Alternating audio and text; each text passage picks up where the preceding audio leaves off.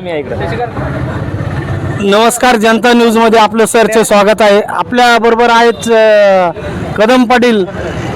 सवंदगाव गटामधून भाजपला उमेदवारी नाही भेटल्याचं समजलं, तुमची काय प्रतिक्रिया आहे याच्यावर? खऱ्या अर्थानं या वैजापूर नगरपालिकेच्या निवडणुकीच्या टायमाला भारतीय जनता पार्टीने स्वबळावर आपली ताकद म्हणजे आदरणीय आमचे लोकविकास करणारे पुरुष आदरणीय दिनेशभाऊ परदेशी यांच्या माध्यमातून या वैजापूर शहरावर कमळ आम्ही फडकवलेला आहे. परंतु 6248 मतांनी ते निवडून आले आणि या सवंदगाव सर्कलमध्ये सातत्याने मागच्या वेळेस आमचा उमेदवार जिल्हा परिषदला मोहनप्पा रासीन हे पराभव झाले. आणि दुसऱ्या आमच्या जरूर गाण्यामध्ये एक सर्वसाधारण व्यक्तिमत्व सुरेश राऊत यांनी ती अटीतटीची निवडणूक जिंकली आणि त्या माध्यमातून गेल्या 9 वर्षापासून या सर्कलमध्ये भारतीय जनता पार्टीची ताकद एक नंबरवर असताना या भारतीय जनता पार्टी आणि शिवसेनेच्या वाटाघाटीमध्ये हा मतदारसंघ खऱ्या अर्थानं भारतीय जनता पार्टीला मिळाला नाही, म्हणून या सर्व कार्यकर्त्यावर तो अन्याय आहे. परंतु भारतीय जनता पार्टीची ताकद सवंदगाव गटामध्ये आहे.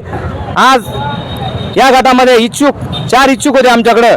मोहनप्पा आयर असतील, आदरणीय योगेशभाऊ कटारे असतील, नारायणजी कवडे असतील, मंजारी पाटील गाडे असतील, सर्व लोकांनी खालच्या लेवलपासून तर वरच्या लेवलवर काम केलेलं आहे. परंतु पक्षानं डावलल्यामुळं आता या ठिकाणी आमचे आदरणीय नेते पंकजतात्या मतसागर आणि अनेक सगळ्यांचं मत आहे की आपण एक वैजापूर विकास आघाडी म्हणून त्या माध्यमातून आपण पुढे गेलं पाहिजे.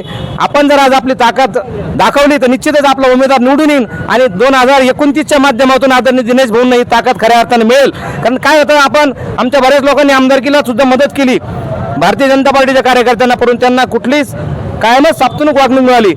मग काय होतं, निवडणूक लढल्यानंतर ते काय म्हणतात का आमचे मत आहे, परंतु या ठिकाणी भारतीय जनता पार्टी ताकद जास्त असल्यामुळं आम्ही सर्व अपक्ष उमेदवार मिळून एक उमेदवार ठरवणार आहे. एक जिल्हा परिषदला उमेदवार, सवंदगाव गणातून एक सभापती पदासाठी उमेदवार आणि जरूर गणातून एक पंचायत समिती उमेदवार, ही अशी रणनीती आमची सध्याला चालू आहे. आता यावर साधक बाधक सगळ्या संघ चर्चा होऊन आम्ही यापुढे जाणार आहे. एवढे बोलून मी माझे 2 शब्द संपवतो.